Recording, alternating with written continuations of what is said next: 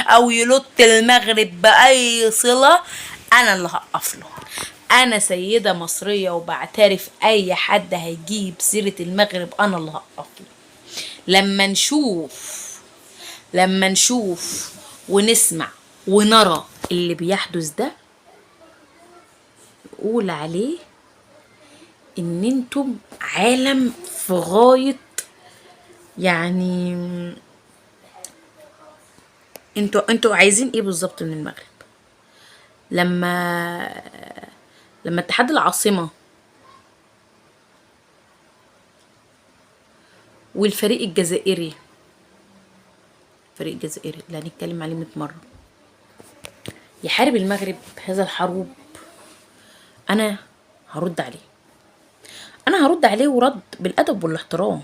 انا معلش يعني رد بالادب وبالاحترام. انتم عايزين ايه من المغرب؟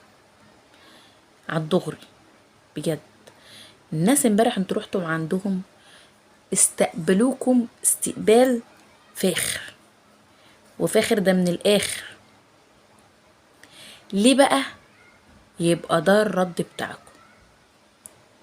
ليه تهينوا وتردوا الرد ده؟ ده ما استقبلوناش، ده ما ضيفوناش، ده مش عارف ايه. طيب انتوا عايزين ايه من المغرب؟ حد يقول لي، حد يكون محترم كده يقول لي انتم عايزين ايه من المغرب؟ المغرب اللي شرف لأي حد، المغرب اللي فخر لأي حد، المغرب اللي الصراحة صراحة كده أنا بشوفها من وحي خيالي. بلد قد إيه هي جميلة، بلد قد إيه هي تستحق منك إنك تديها من وقتك. والله بجد، يعني أنا بصراحة شايفة اللي بيحدث وزعلانة، والله زعلانة لأن المغرب ما تستحقش منكم كده. وبفكر كتير في انتوا ليه تعملوا في المغرب كده.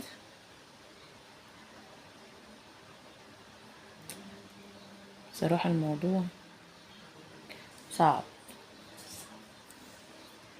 وصعب جدا كمان.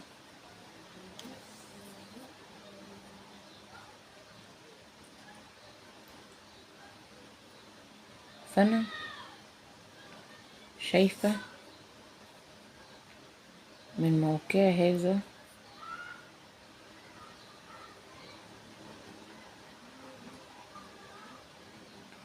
ان انتم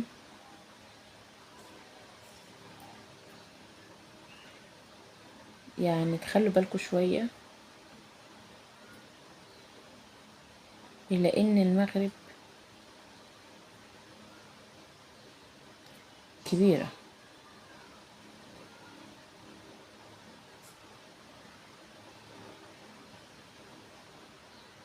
فانا يعني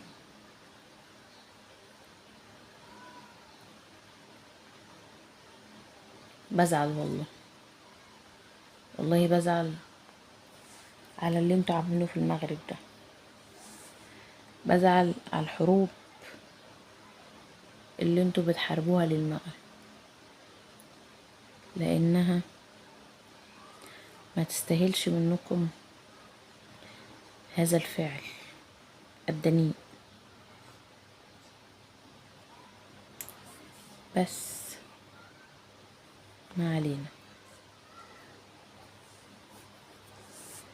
خلينا كلنا واثقين ان المغرب افضل، المغرب احسن، المغرب اعلى.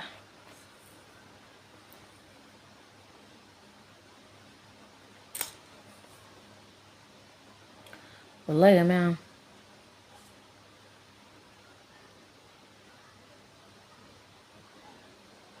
خلينا كلنا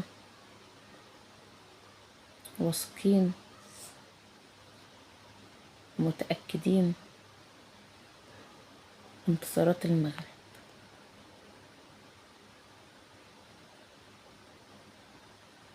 لأن البلد دي يعني بلد تحب الانتصارات،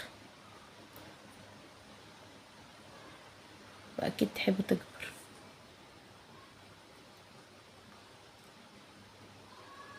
ده أكيد يعني.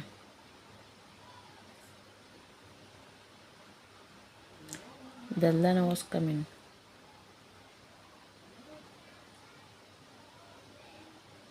فيعني شكرا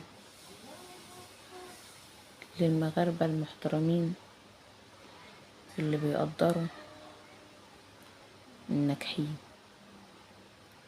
والله شكرا.